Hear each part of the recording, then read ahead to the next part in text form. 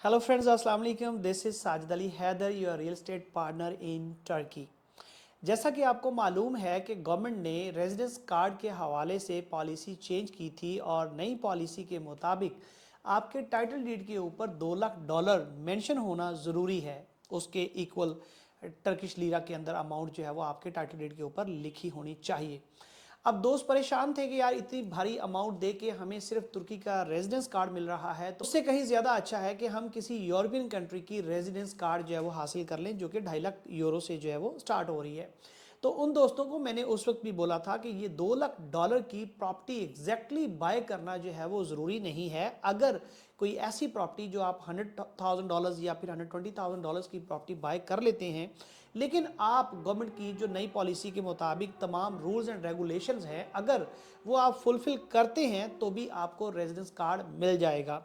इस सिलसिले में बहुत सारी क्यूरीज हमें मौसूल हुई और दोस्तों ने कहा कि जी हम लेस बजट के साथ प्रॉपर्टी बाय करके अपना रेजिडेंस कार्ड हासिल करना चाहते हैं, इस सिलसिले में आप हमारी क्या हेल्प कर सकते हैं। मैंने उन तमाम दोस्तों से ये बोला कि हमने फर्स्ट ट्रायल केस स्टार्ट किया हुआ है। जैसे ही हमें कोई पॉजिटिव रिजल्ट्स रिसीव होंगे उसके बाद फिर हम कमिटमेंट करेंगे अपने क्लाइंट्स के साथ।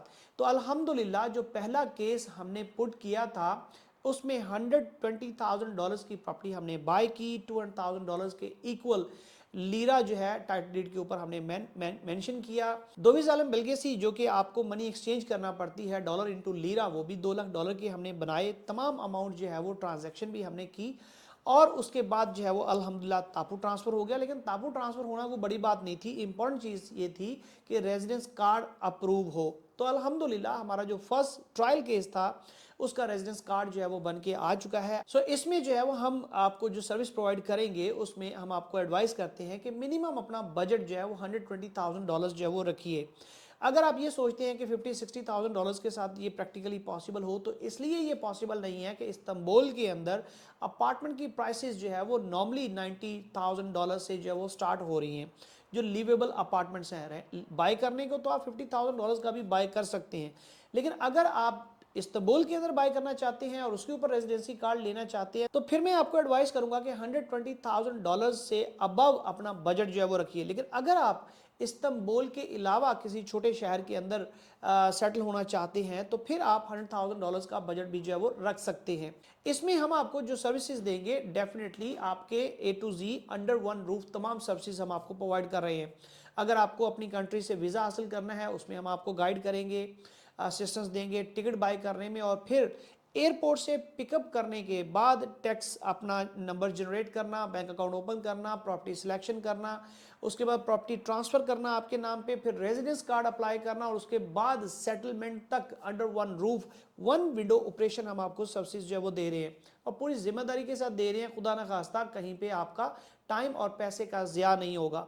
और इसके बदले में हम आपसे नॉमिनल कमीशन चार्ज कर रहे हैं जो कि 2% आपकी बाइंग प्राइस का है। $2 लाख पे नहीं है, जो एक्चुअल आपकी बाइंग प्राइस है अपार्टमेंट की। लेट्स सपोज $120,000 है तो उसका 2% कमीशन जो है वो हम चार्ज कर रहे हैं और उसमें हम ये कंप्लीट सर्विसेज जो है वो दे रहे हैं। अब इसके अंदर जो सबसे इंपॉर्टेंट चीज़ है वो ये है कि देखिए बहुत सारे दोस्त मैंने यहाँ पे देखा कि यार वो बैंक अकाउंट ओपन करवाने के, टैक्स नंबर जनरेट करने के जो है वो चार्जेस ले रहे होते हैं। हालांकि इसके कोई चार्जेस नहीं है, ना बैंक आपको चार्ज करता है कोई इस तरह की फ़ी और ना ही आपका टैक्स नंबर जनरेट करने के लिए आपको इस तरह की किसी अमाउंट की जो है वो ज़रूरत होती है। तो हम आपके लिए ये सारी सर्विसेज अपनी कंसल्टेंसी फ़ी के अंदर जो है वो प्रोवाइड कर रहे हैं। मैं उम्मीद करता हूँ कि आप जब भी अपना रेजिडेंसी का या सिटीजनशिप का प्रोसेस स्टार्ट करवाना चाहेंगे, आप डेफिनेटली किसी प्रोफेशनल एक्सपीरियंस्ड कंसल्टेंसी की जो है सर्विसेज लेंगे या किसी प्रोफेशनल और एक्सपीरियंस्ड और नेक नीयत इंसान जो है उसकी आप सर्विसेज लेंगे, ना कि उन गली मोहल्ले के लोगों के साथ जो है वो आप डील करेंगे। याद रखिएगा कि जो प्रोफेशनल लोग हैं वो हमेशा आपको वो एडवाइस करते हैं जो लीगल एडवाइस होती है और जो अकॉर्डिंग टू द लॉ होती है। जो गली मोहल्ले का एजेंट होगा वो आपको हमेशा सब्ज बाग दिखाएगा और सब्ज बाग आपको पता है हमेशा लुक्रेटिव होते हैं और लोग जो है फिर उनके झांसे में आ जाते हैं।